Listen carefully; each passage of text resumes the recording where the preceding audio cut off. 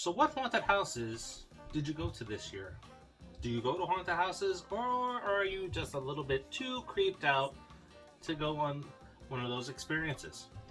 Welcome to another episode of the Popcorn Confessional, and this is Dave from Nerdbox, and I'm accompanied by my wife Jenn, also from Nerdbox. And on this episode of the 31 Days of Halloween, we are talking about the houses October built, part 2. So fire up that Jiffy Pop and meet us in the booth.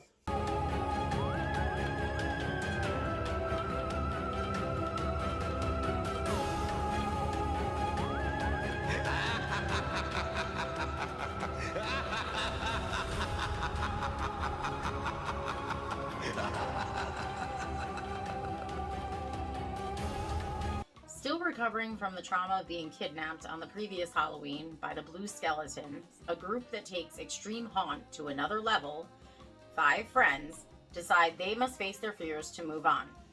Heading back out on the road to visit more haunted house attractions. New terror begins when signs of the Blue Skeleton start appearing again. I am a lover of haunted houses, not because it scares me, but because of all the effort that is put into putting on one of those performances. Because, let's face it, it is a performance. You have to have the ability to slip yourself into another type of personality to scare somebody. Or you just may be a sociopath, which I can probably relate to the second one when it comes to scare people. I'd be all for it, even though I'm not a sociopath. The Houses That October Built 2 is a follow-up to a review that we did last 31 Days of Halloween. And much like Terrifier 2 today, you can see the improvement in quality and storytelling in this movie from the last one. Honestly, most of these friends, all the guys will say, I don't think they're facing any fears. Because I don't think that they were traumatized at all by any of the previous year's events, or however many years it's been. I think it's only been a year, right? I don't think they were traumatized at all. Well, that's because they set Brandy up. Exactly. I mean, to a certain extent, they were getting, like, you know, scared or whatever. But the whole, like, big plot, they set her up. Mm-hmm. And she was buried alive. Yes. Like, I'm sorry, even if that's a prank, people, that's not a prank. You don't do that, and especially not to someone who's, like, been your friend since they were kids, I think. Like, they've been lifelong friends. With friends like that, who needs enemies? Now, much like YouTube, and little did they expect, there's always that one thing that you post on YouTube that blows up a channel. And in this instance, it was Brandy being buried alive, and her nickname now is Coffin Girl. Yeah, so that's a horrible nickname. I actually think it's pretty cool. Horrible for her. Oh, for her, yes. But for a guy, too. So. Well, anybody. I mean, I'm just saying horrible for the person that it happened to. You may think it's a cool nickname, but if it happened to you, you wouldn't want to be called Coffin Boy. I don't know. If I was making money off of it, yes. But here's the thing. So, you're an idiot.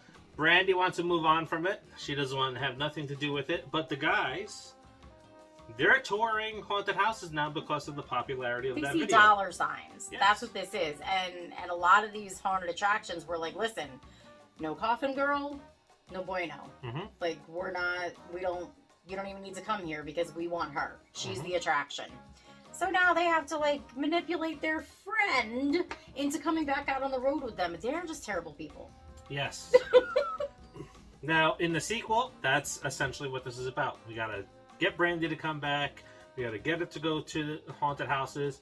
Promise you, we're not gonna do any extreme haunts this time. We're just gonna keep it tame, collect some money, and go home. But this is the guys we're talking about. Jeff has other ideas in mind, right? There's just gonna be one last scare, and then it kind of blows up in their faces. It does. Tables turn a little, and it's pretty funny. Yes. So, again, in this movie, we're dealing with the Blue Skeleton, and maybe this time they're not happy with some of the publicity they got from the first video. Now, as I mentioned, story is a lot better than in the first one. Mm-hmm. The cinematography is a lot better than the first one. Yeah. And this is one of those movies where the craze came up with the drones. Everybody started using drones to videotape everything in their movies.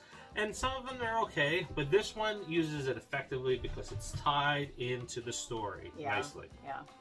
with this one too, I do like that they actually go through real haunted attractions that exist, and I really like that one in Georgia. Yes. That's pretty awesome. I've seen that on a separate special, and then seeing it in this movie is pretty cool. So, the haunted attraction in Georgia is like a 5K or 3K run, which we did one up here, was called Infect Scranton, that we got to go and see people doing it. But this is through grime. This is through muck. This is through a burnt out city, right? They really make this immersive in the experience when you're going through it. And this is one of the haunts that they go to.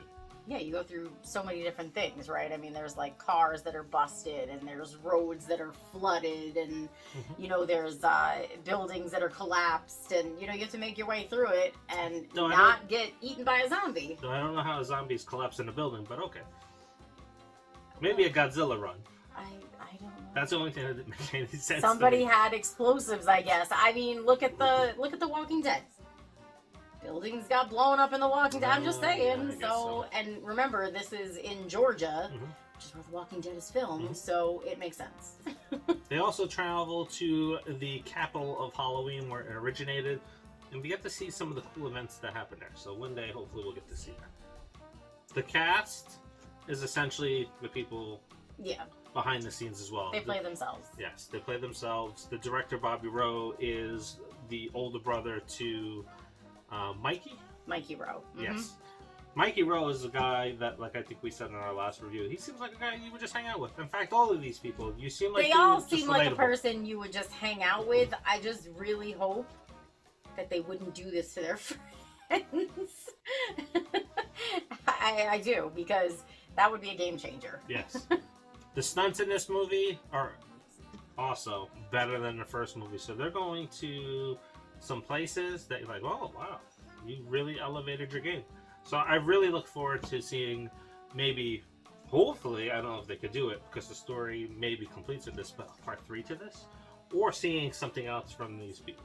I think I'd like to see something else from this group of people, but I don't think we need a third houses that October built. I just think that this had the next logical conclusion. So. Yeah. I mean, I don't know. But then again, maybe you need like an update. Are they still friends? Because it's like the Maury show or one of those court shows. Like, all right, let's go and get an update on where they're at. Yeah. It is a shaky cam movie, but you can hardly tell because that's how good the quality is. Now, in the first one, you can tell that it's definitely, like we said, quality was not as good in the first one. You know, independent films, they got to raise money. Quality wasn't as good, so you could definitely get the shaky cam vibe. In this one, not so much. Yeah, so definitely check this one out. Also, remember, it is the quest for 5,000 subscribers. So, you can have a chance to win this box of Strawberries and Scream cereal signed by David Arquette and Matthew Lillard. You almost forgot their names again.